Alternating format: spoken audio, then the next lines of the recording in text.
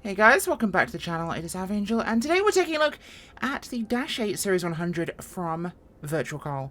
Now this is on the marketplace for about £12, which is already telling you it's coming in cheap. This is a lot cheaper than some of their previous releases, which have been £20, so I'll give them that. This is, I would say, priced at what they say is not a fully realistic simulation, which is fair. They've not made one yet. But at least this is labelled as such. It is for the casual simmer, and we'll be reviewing it as such. Okay?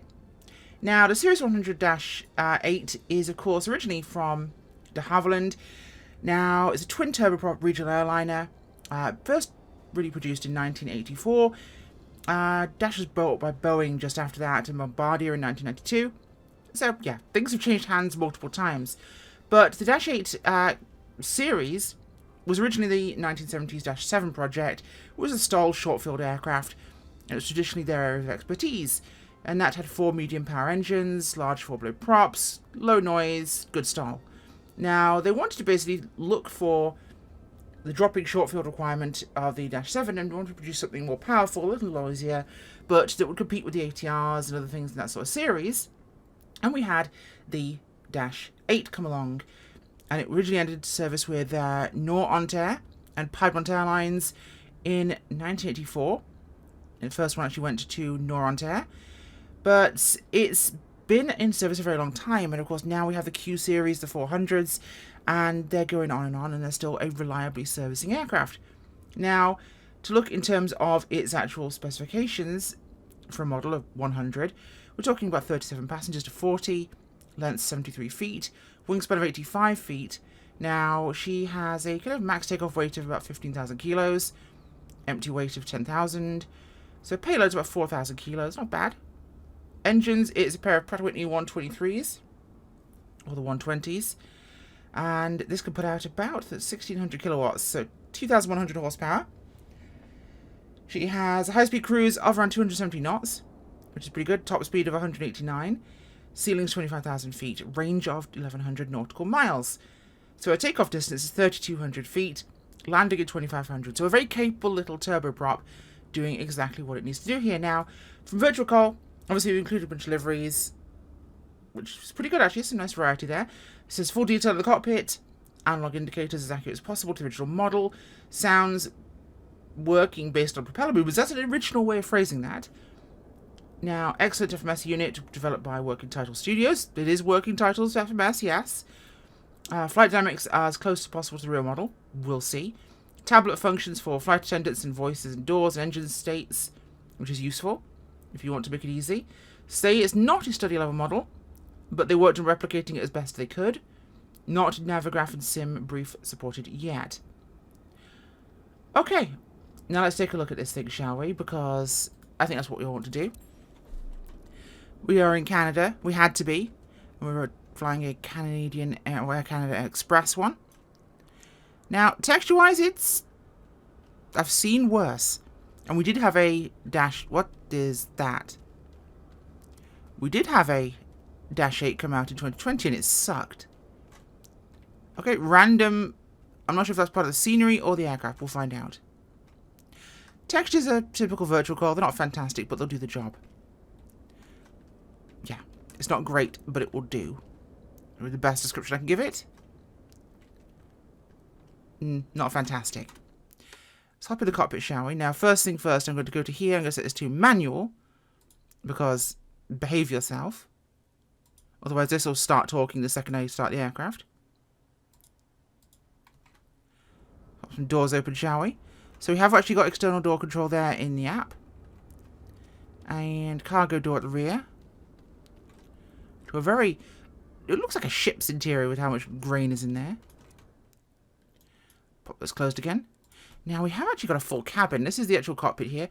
It's not great. It's not bad in that it's the right shape. But it's not great either. That's awful with the crinkle in the design there and the low poly windowsill. The rest of it's kind of not awful, but not good. Now, the door doesn't work, but there is a cabin. It's a bit of a coal pit, but there is a cabin. Now, I believe those are for the flight attendants, but I'd love to sit back facing backwards in this aircraft. Although you'd think really there'd be only one flight attendant or something like this size. So maybe they are just 2 normal seats and you could face someone. In fact, that would be for the attendant there. So yeah, those are 2 facing seats because why not? Face somebody for your entire flight. Like I said, I've seen worse. It's not a big metric, but I have seen worse. Okay, let's turn the power on, shall we? So that's our battery there. We'll put external power on as well. Make sure our gear is as it's meant to be down. Okay, so in the tablet, it is 2024 compatible. Now, based on what Virtualcol has said, it is for 2020 and 2024. So it works in both sims. Now, our checklists do work, so standby batteries to on, etc. All these are actually listing here. GPU. Do we have a GPU? It's ground power. Okay, so it's telling us the GPU is ground power. It's fine. Battery switches up there are to on. We need to make sure our inverters, our primary, secondary, and aux are set to on. Okay, you know what? This all works. We can worry about this later. Control locks there, by the way. That needs to go off before we take off. Make sure we do that one. But engine starting. Really simple on this aircraft. If you want this to be simpler, we can follow checkers if you want to. I'm going to show you how simple it is.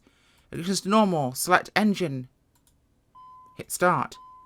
And because I did this with the thing set to manual, the flight attendants start yelling, because normally they'll start yelling. And we can set Spanish, English, French, German, Italian, or Portuguese for those options there. So let's make sure our control locks are set to, that's on. That is now off. The engine's good, and we'll start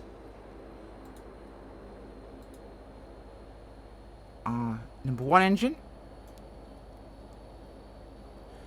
Emergency lights armed. Okay. Now we're here at Port Hardy in British Columbia.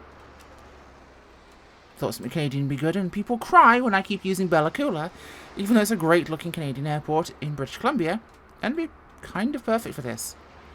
But we're here at Port Hardy on Vancouver Island, right up at the north, and we're moving. There, brakes. There we go. Okay. Let's pull our throttles back to idle and make sure those are set to ground operation range. And we're basically good. So, some of the things are set or not working. I didn't have this set because I didn't want to. But in general, it's going to do the job.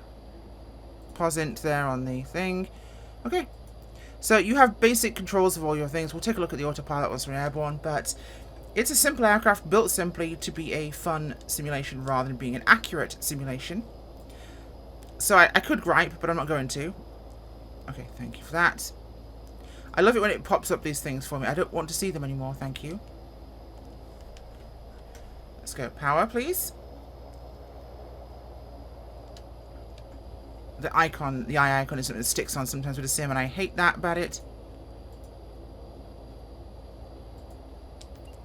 Okay, sometimes you have to click another item and it goes away. So taxiing ground performance in ground range is not bad. It actually does behave at a reasonable speed. You can, of course, remove both yokes there if you wish to. Bing, bang, bosh. Let's make sure this one's brought back up here. Make sure our flaps are also set for takeoff range. Now, this thing takes off very quickly. I'll give it that. Whether that's realistic or not, it's another matter. I think it's a little bit fast on its acceleration, but getting turboprop behavior wrong in flight sim is very easy.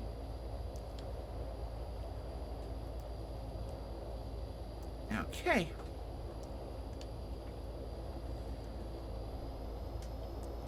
Props into full fine. Full power set. Control locks are disengaged. Confirm. Whoa, hello. And we're already passing through 150, and we're airborne. She accelerates very quickly. Very quickly.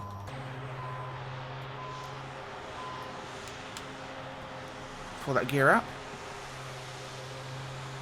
Flaps retracting. Those prop discs are wild. They look better from the front and the back. It's when the sun's catching them, they look rather horrific. Like I say, not a terrible aircraft, but not a good one either. I have flown far worse. And again, for £12, I could grumble less. So we'll bring the power back here. And we'll fly her around, do a little bit of a circuit, and we'll put her back in again. Let's keep this nice and simple for us. We don't need to make a big deal out of this. You already know what you're getting. She flies okay. I wouldn't say it's the most accurate dash representation I've ever flown. It isn't. And stuff does not necessarily always work in the cockpit. That's a thing. But it's not terrible.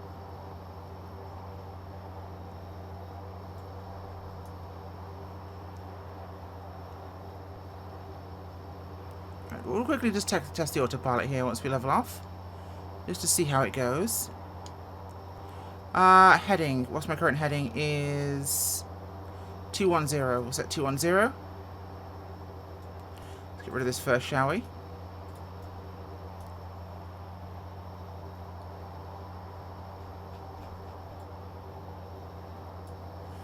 So autopilot, engage, and heading. So it's holding that at least. Altitude hold. It is engaging that. Now, if I'm correct, that should be my altitude select, but it doesn't seem to actually select anything. Yeah, that doesn't seem to do anything there, so that's interesting how I can't adjust the actual altitude. I could obviously do an altitude, pitch up and down with that function. So if I was to disable altitude here, and I can go... Too low gear, too low gear. Yep, there we go. It's going to scroll that. And it appears not to be responding to the vertical speed of... Okay. No, it's trying its best, but it's not doing a lot. What are those? It's actually very hard to read those. Rudder, spoilers. I don't know whether it was meant to be set or not, but I've just clicked them and nothing happened. Again, no dash expert. But I can guarantee it's not going to be a fully accurate simulation given the price and what they've said themselves. But it does its job. It's at least holding a heading. So I'm chances are other autopilot functions will work, and it will hold the altitude you're at least, if you can't select it, admittedly. Yes, yes, yes, I'm going way too slow here. Power on, that's a stall. I'd gotten way too slow there, so more power. So let's turn around here, head back to the airport. So yes, at least some of those functions do work. We have at least that going for us. There's the airport ahead of us. I see it. So bring ourselves round here for an approach.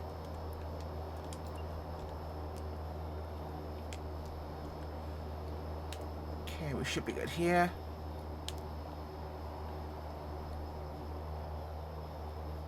Now, if I'm correct, I need to come past here a bit. Yes. Okay. We're on a bit of a long base here. What are you bleating about? Nothing's on the warning panel, but you're telling me to go away.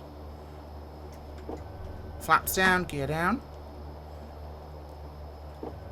Second notch on the flaps. Okay. Speed is stabilized. Props are full fine. Conditions good. Gear is confirmed 3 green. Confirm that down. Okay. Looking good. Actually holding our altitude fairly well here. I'm going to drop the nose down now.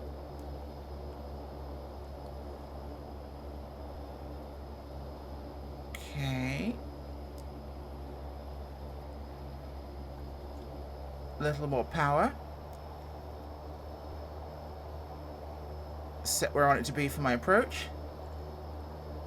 There we go. And we'll turn ourselves towards final now.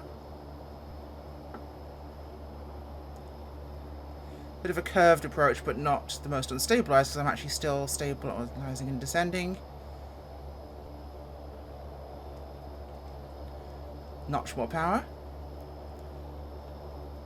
There we go. And we're established. Ish. And pilots would hate me, but that was completely easy. Okay, bringing it back to idle. Or just above idle there. This is the shorter of the runways here. But it's at least 2,500 feet, so we're okay there. Okay, looking good.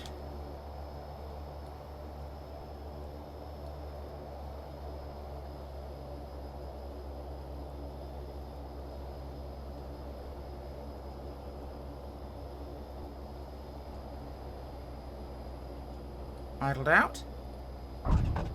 Touchdown. And let's roll this thing out. Not bad. Not great, but not bad. I've definitely flown worse. And this low runway texture is weird. Must be the Addon airport. I'll link Port Hardy's scenery in the description if you wish me to. As always. Okay. Pull this back into the right range. Get this thing turned. Could you turn, please? A little shot up in the nest. The turning is very bad. Like, very bad. I did not want to turn in the slightest. There's a turning circle of an oil tanker that's already split in two. Which is not what one expects when one's flying something like this. So, for £12, I've definitely... Yeah, no, for £12 is fine. I feel like I've gotten £12 worth of aircraft out of this. It does not feel like I've been cheated for that. I don't feel like I've done well. But I don't feel cheated. If you just want to fly a Dash 8-100, which admittedly we've never really had a decent one ever. We had Virtualcol's one back in the day. This looks like the same thing but slightly upgraded. And by slightly I mean slightly. Only slightly. So it's better than nothing, but it's still fairly low. And I can't find a way off this taxiway. There's one here ahead of us. Fantastic. Oh, wonderful. Let's kill some runway lights, shall we? There we go. Please stop. Please stop. These brakes are really bad. I'm going to use engine thrust to basically help us to turn. Because without that, it does not wish to. So yes, for the asking price on Marketplace, it's worth a crack if you fancy it. It's better than nothing, and if you are a casual simmer, this is actually not a bad aircraft. It is certainly lacking in terms of texture and model quality. So if those are factors for you in your casual simming, yes. Those pin things appear to be actually part of the scenery, so that's that. There's more there. But if you are, of course, less casual, this is absolutely not the aircraft for you. See, I'm trying to apply power, it just does not want to turn. Okay, yeah, I'm just going to run over Derek down there. Fantastic. I've put the props into beta range there. Put the parking brake on. There we go. Is it worth it? That's your decision. Is it terrible? Yeah, we've had worse. The old Dash 8 that came out, the Q400 in 2020, that one was trash. This one's at least flyable. That's the best conclusion I can give you. Thanks for watching. Bye!